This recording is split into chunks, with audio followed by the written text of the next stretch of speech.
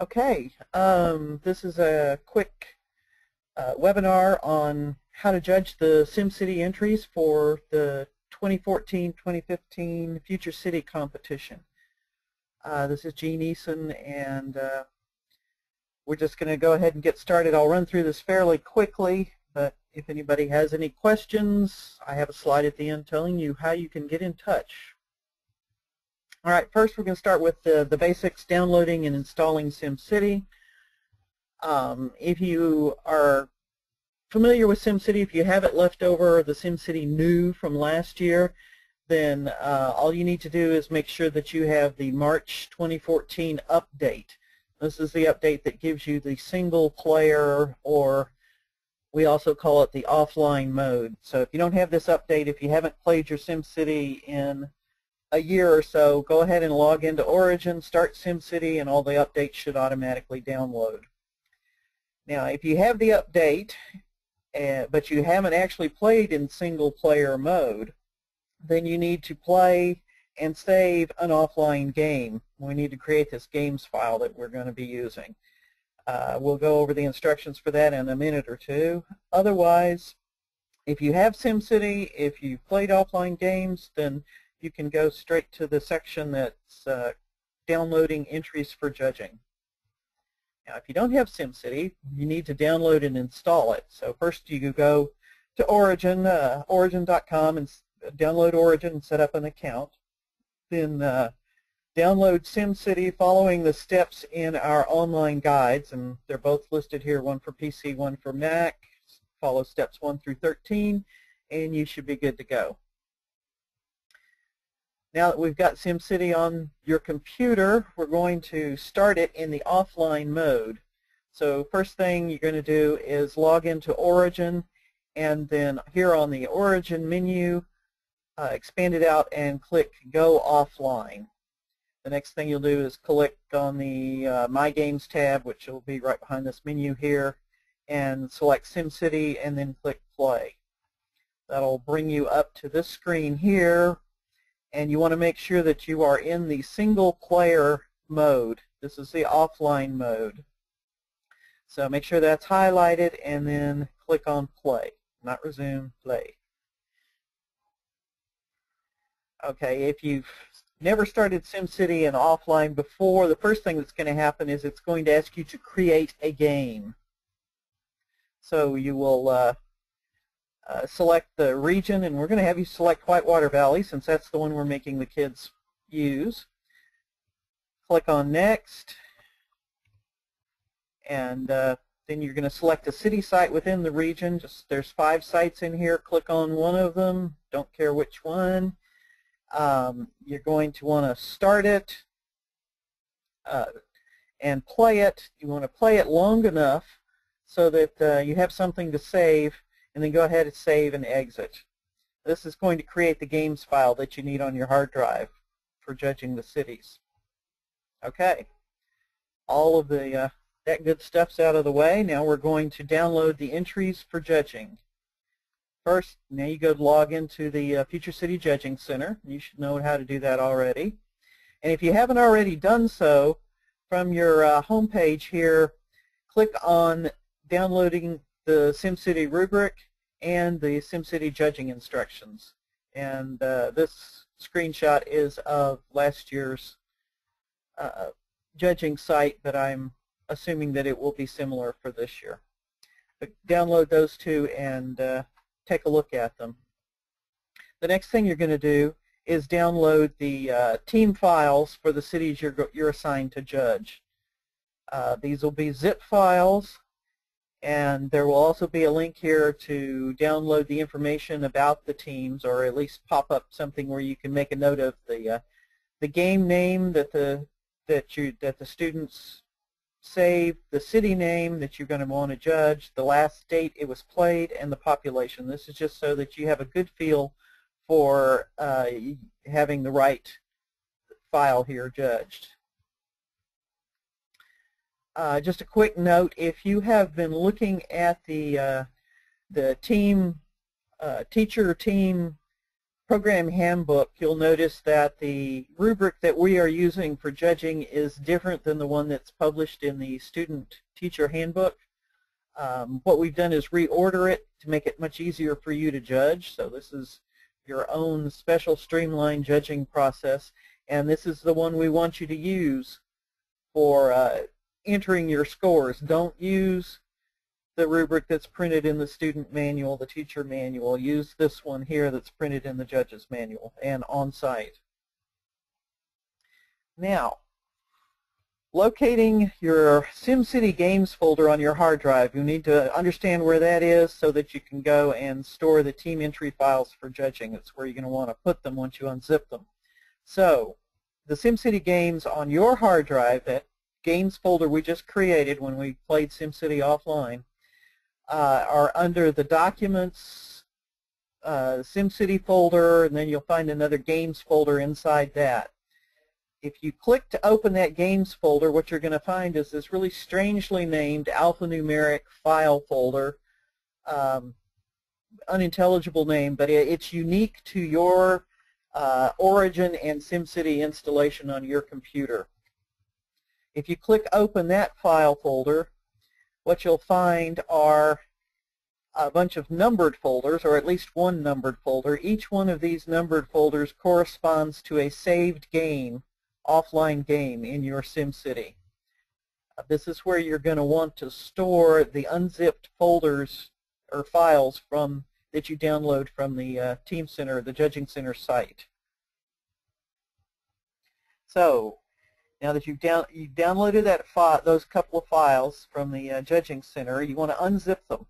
And the result should be a folder with a simple numeric name, just like these here. You want to just move that folder and store it in this, under this file, along with these others. Just a suggestion, you might run into the occasion where the folder you unzipped has the same number name as one that you've already got stored. It might be a good idea for you to rename each unzipped team file with the team number.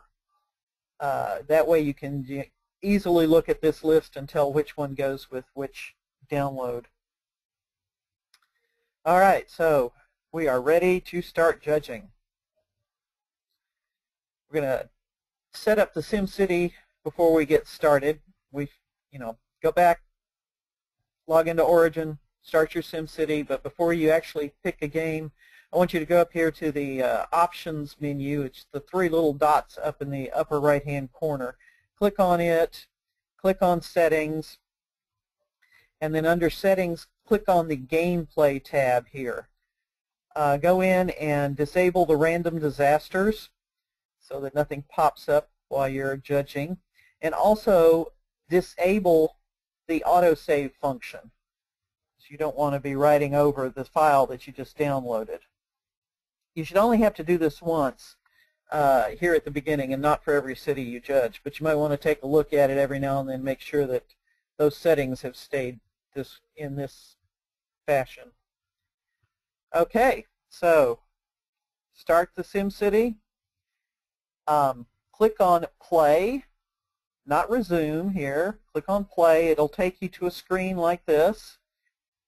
It'll show all of the games that you have saved, and hopefully several of these are the team files that you just downloaded and moved over into your games folder. You want to choose the game you need to score, and you'll know that because you've taken note of what the teachers entered as to the game name, the city name, population, all that good stuff. So locate the one you want to score and open it. Then when you get to this page, select the city within that region or game that you're supposed to be scoring. Check the last date played. Make sure that it's similar to what the teacher entered. Make sure that sandbox mode is not on. Note the population here and make sure that's the same as what they entered. It's just a way to give you an idea, to assure you that the file that you're looking at is the one that they want you to judge. And then click play, and you should be ready to go. First step, Pause the simulation. All right, let's jump into the rubric now. Question 1, population. Well, you could have gotten that off the other view, but right down here, you'll see the population. It should be greater than 75,000 in order to get the top score. Second question is on development. What we're looking for is, do they have all three types of development? That's residential, commercial, and industrial. And do they have all three wealth levels or tech levels within those developments? So you can look here at the zoning tool, and that will show you your city outlined with all the zones indicated. The yellow is industrial, the green is residential, and the blue is commercial. So you can see that they're all there. You can also open the Sim Happiness panel, this little smiley face here, pop up this panel here, and it will, if you click on each, residential, commercial, and industrial, it will expand it out and show you what wealth levels have been developed. Here I've clicked on commercial, and you'll see I have a low wealth and a medium wealth, but no high wealth. The next thing you want to look at is mayor performance, and there's 2 or 3 things you can look at here. Again, on the happiness panel, you'll see the approval rating up here. We're looking for a better than 80%. You also want to look at the opinion polls here, these green lines. Make sure that they are green and that they are trending green. So these are moving toward the good direction as opposed to moving toward the red direction. You also want to cycle through these city building tool buttons here and look at the advisor, this guy over here on the left side, and he will tell you whether there's any problems. Here in the zones, I have one that's got a red exclamation point, meaning that there's a problem. If I move this happiness panel, you would see him telling me what's wrong. But back in the happiness panel, to get some more indications, if you hover over these wealth levels in here, you will see comments pop up that will tell you how each one is doing. Here in this case, residential happiness, I'm hovering over high wealth, and I see that they are all green comments. They're feeling pretty happy. You're looking for mostly happy. You also want to keep track of the tense of the verbs, because you'll get comments to say, for instance, we were upset that something happened. So it had happened, but you've improved it. So take note of that. And then finally, the last thing to look at for sim satisfaction is employment or unemployment and homelessness. And you can do that by popping up the population panel here. Here's a list. You can column of unemployment versus the jobs available, and if you scroll down to the bottom of this page, you'll see another table of homelessness. So take a look at that and make sure that they are not out of control in the city. Certainly, I would say less than 10%. And then finally, the happiness map. This is pop up the data maps. Look for the little smiley face. It pops up your happiness map, colors your city green or red or orange or whatever, depending on the happiness level. You're looking for green. There's a few places here that have some problems, and if you want to, you can query them to see what those problems are. But right now, we're just mostly looking for green. So that's sim satisfaction. The next one is your development thriving or not? And that, again, is back on the happiness map. Look at it and scope out some of the areas where there is unhappiness. Is there an overwhelming amount of unhappiness, or are they pretty much all green? And here, the red buildings, if you query them, you'll find that they're abandoned or they're about to be abandoned because something is wrong. And finally, check your bulldozer tool here. If you click on that, it will pop up an information panel to tell you that there's 12 abandoned buildings in the city, no rubble. If a building's abandoned too long, it'll fall into rubble. And if you look at the little orange house icon here, these indicate these two buildings are abandoned. These other little orange icons that are people-shaped are actually homeless. So you can see them throughout the city as well. Another indication is the building density map. Again, data maps, building density, and what you're looking for here is the green. That's buildings that are moving forward and looking to increase in density because all their needs are satisfied and they're happy here. The ones that are yellow are not quite so happy. The ones that are red, the tenants are threatening to move out because they're not satisfied. Okay, question 6 is land value. What the rubric is looking for here are the green areas, or teal, as I keep being corrected anyway. You're looking for green and mostly green. The red indicates, or the pink indicates a problem. In this case, this pink one is just because this is a water treatment plant, so it's not something that people really want to live next to. That's again another.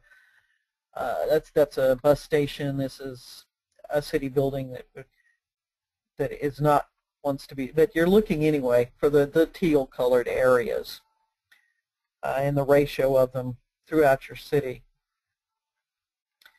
You should also weigh that, though, against the population information panel and the workers and types of jobs that are available. You know, the darker the teal, the higher the wealth.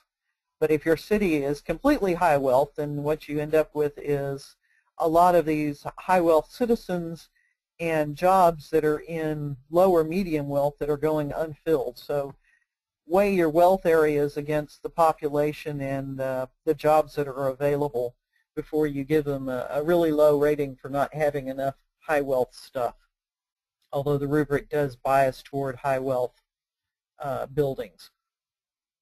Here you'll see that there are unfulfilled jobs in the high wealth area, but all the lower wealth positions are filled.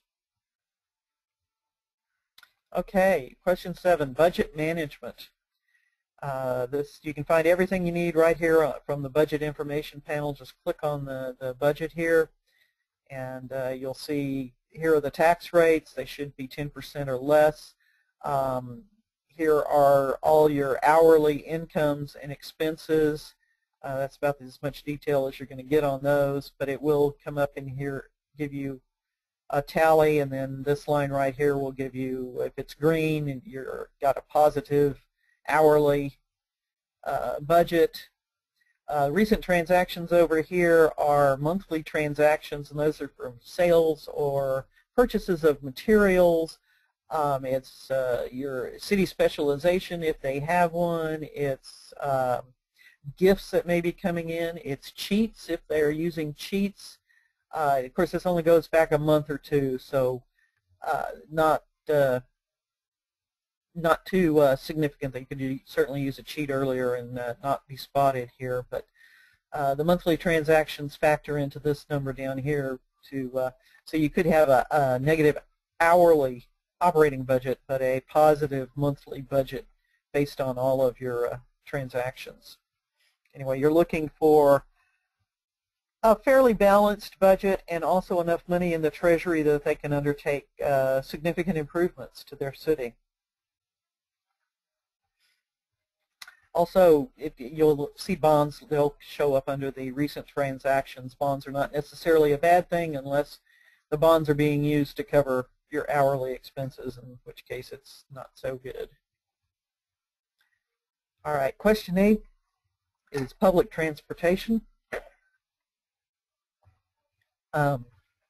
Here you want to click on this bus tool here. Excuse me. That'll open up your public transit view here. The first one you'll see are via the buses, and you can see the green areas. Those are coverage areas. What you're looking for is information on system usage and the coverage throughout the city. Here you can see the average wait time is 31 minutes. That's probably a little bit too long, but it's got 58,000 riders per day, which is quite high usage. You can also query the stations to find out how they are doing.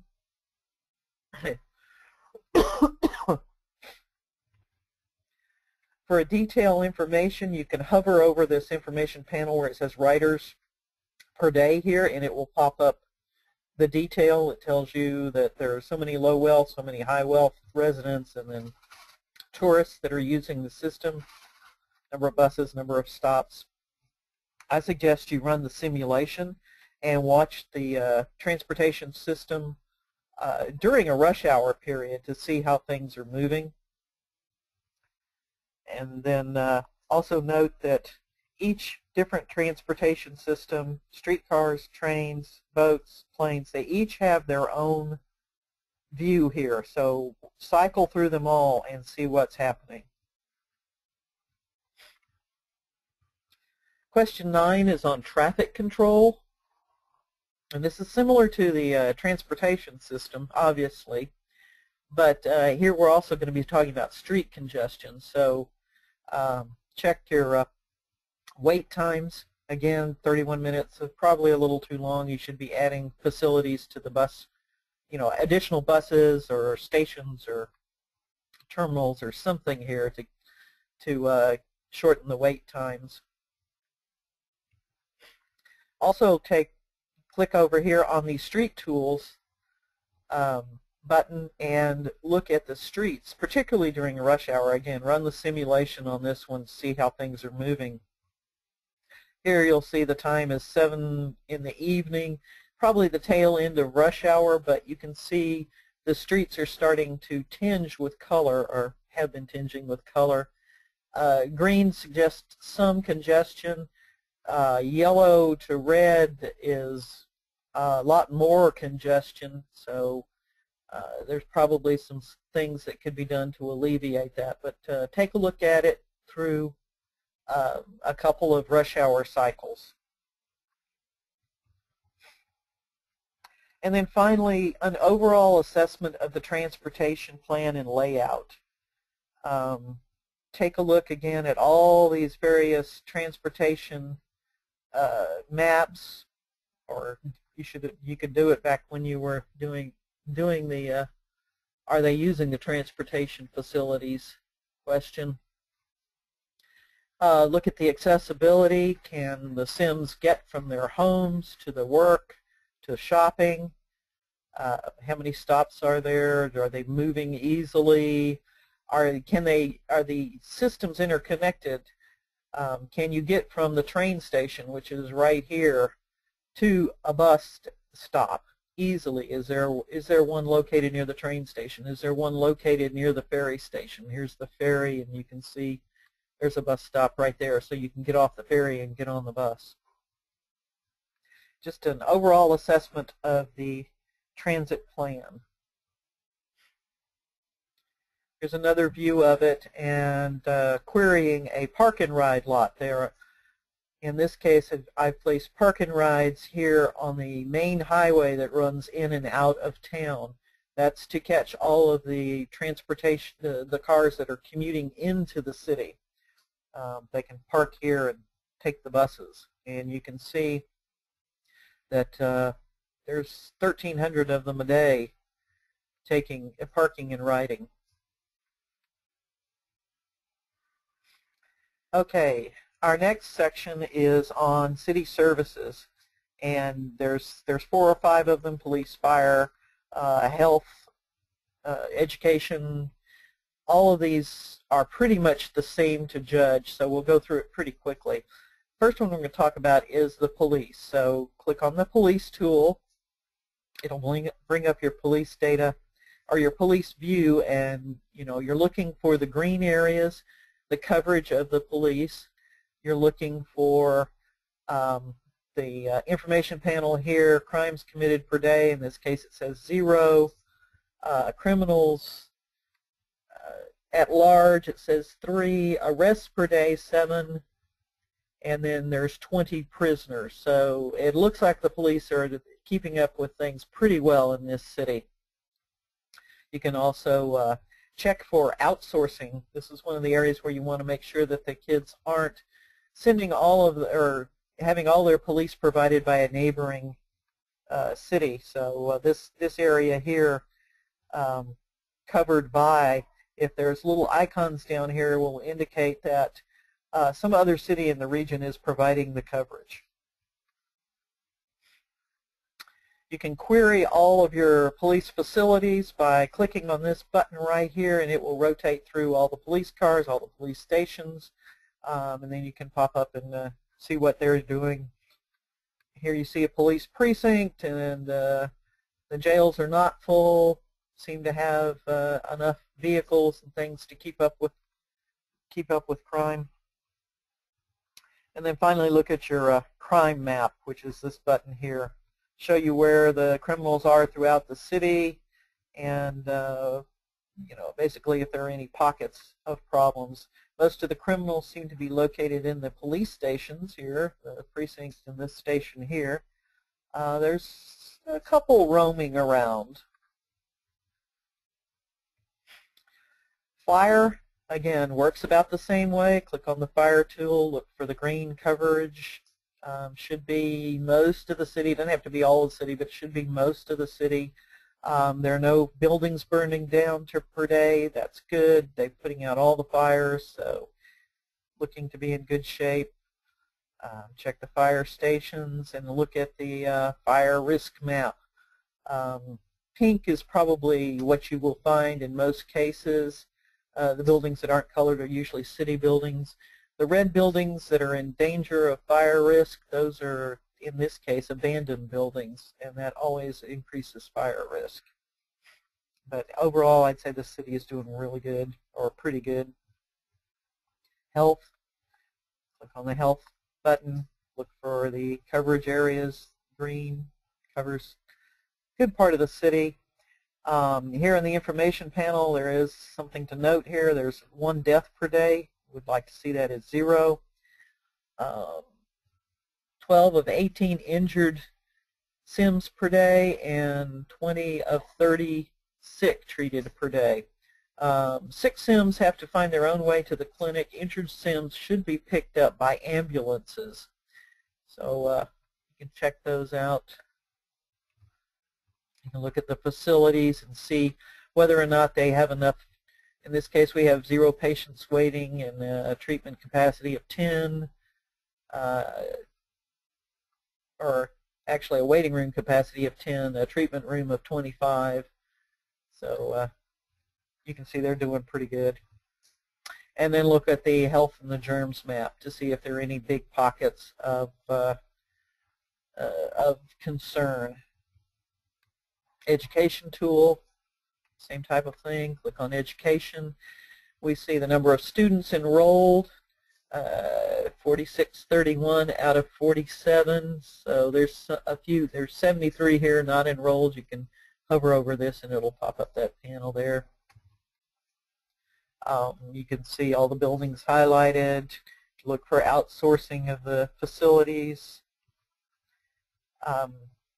You can query the individual buildings to see how they're doing. Are the schools at capacity? Here we're teaching 1,266 students, and I have a capacity for 1,000, but since it's a community college and they're not all there at the same time, you can get away with that. And finally, look at the education map here, this button, and it will show you if there are any problems. What you'd be looking for are these pockets of purple, which will indicate uneducated students.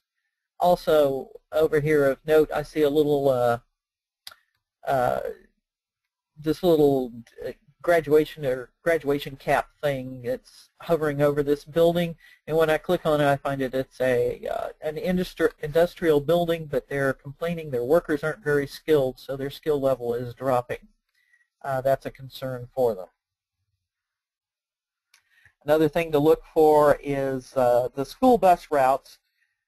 The grade schools and high schools get their students via school buses. The colleges and universities, as the university, they get their students via the public transit network. So check the school bus networks and see that they are working for your schools, and the public bus network, and make sure it's getting students to and from the colleges. Finally, you can look at this population map and scroll down to the population panel, scroll down to the bottom of the detail section, and you'll see a list, the breakout of the students, total number of students, the ones that are enrolled, numbers that are not enrolled, and how many desks you have available, if you're meeting your capacity.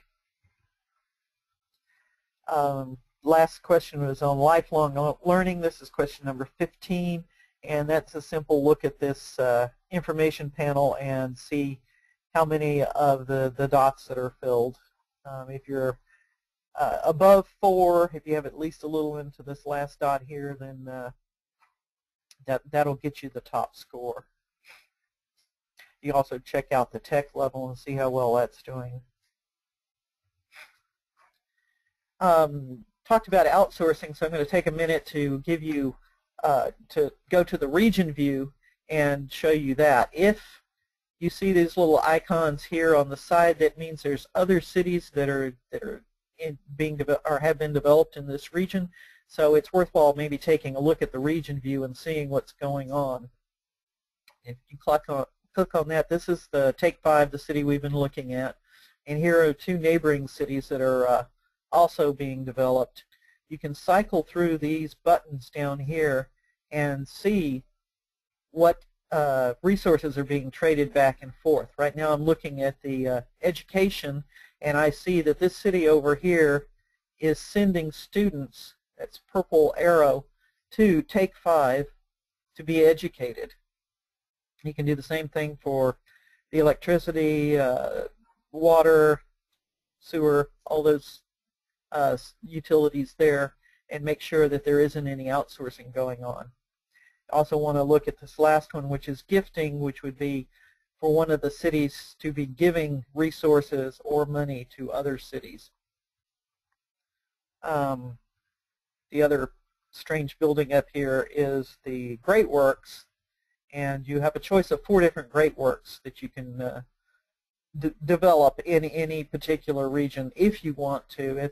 A Great Work is a region-wide cooperative investment of resources in order to achieve something. It's not required on the rubric, but I put this in here only because there will be some kids, I'm sure, that will develop some of these Great Works. This one you see here is the arcology, and that's the first one that you get a chance to work on if you choose to go that route. It's the home for millions of residents commuting to the various region cities, and you see here in this arcology, I've got 1.7 million people living there, and they are providing to the Take 5 city over 600,000 workers and shoppers and another 400,000 students. So in exchange, each of the cities is providing the arcology with power and water. Another great work, and you can only have one of these per region, but another great work is Solar Farm, which supplies solar power to all the cities in the region.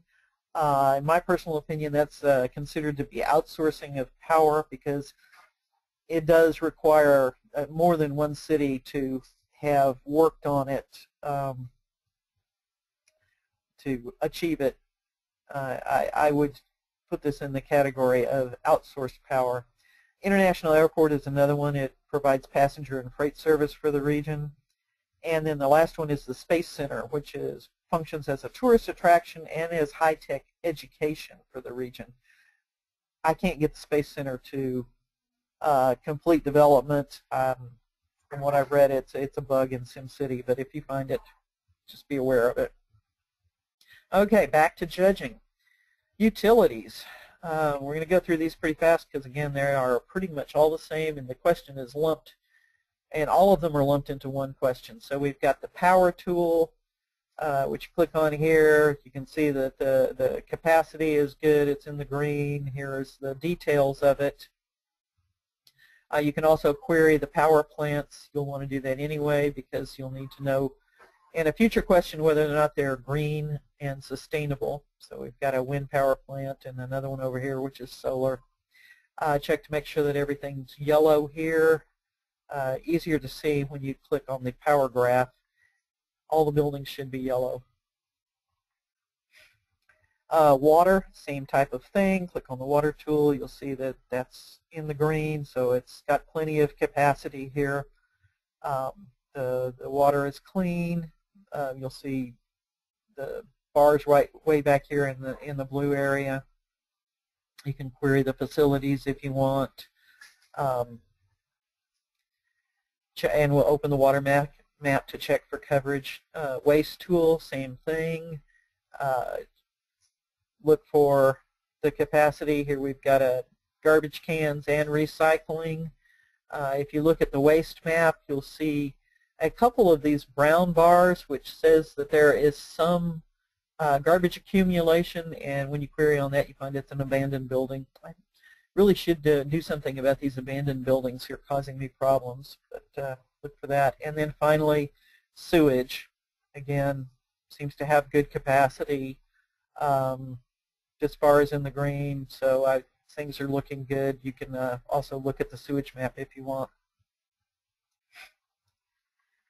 The checking for green utilities and industry. This is just indication of whether you're going green or, saying to heck with the environment. So first look at the education tool. The tech level here will give you an indication of whether the tech in your city is green or not. If it's only one dot, chances are you only have dirty industry. 2 dots, you're into the clean industry area, and you can query individual industrial buildings and find out. Here you see this one is actually in the high-tech area, so it would be clean. Look at the industrial map, which is this button here, and it will show you how these buildings are doing the industry, moving toward higher tech development. The green, higher tech; the yellow, kind of medium, but moving that direction, or else it's regressing back. In this case, it says we need skilled workers, so it's probably starting to regress back. And finally, you can look at the happiness panel, which we did once before, and click on high-tech industry, or click on industrial happiness, and it will expand out to tell you what kind of industry there is, and it's no low-tech, no medium-tech, everything's high-tech, but kind of trending down. So the industry is high-tech, but there may be some problems developing in the future if you don't do something about it. Power facilities, looking for green power, which would be wind, solar, or nuclear. Sustainable power would be wind and solar, so wind power, solar power, and those are the only 2 power facilities, so they would get good marks for having green power there, and it's providing all the power in the city. The waste tool will tell you if they're using recycling or not. They are, and they seem to be picking up virtually all of the recycling. You can click on the recycling center and see how it's doing. Seems to be doing pretty well.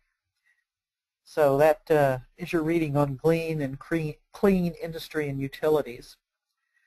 Question 18, we're almost done. Pollution control.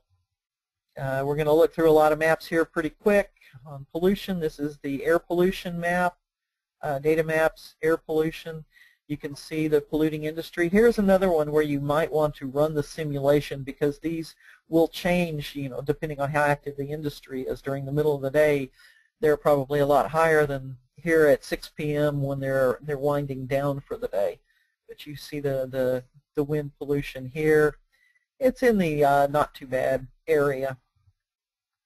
You also want to check for wind direction, and you'll notice on the wind map here that the wind is blowing out this way, out of town, so the pollution, since most of those buildings were down in this area, the pollution will be blowing out of town, which is good, at least for SimCity wise.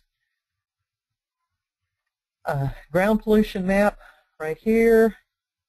You see some areas of pollution here. You see some buildings that indicate they have some pollution. Again, this is your industrial area, and the pollution is fairly light.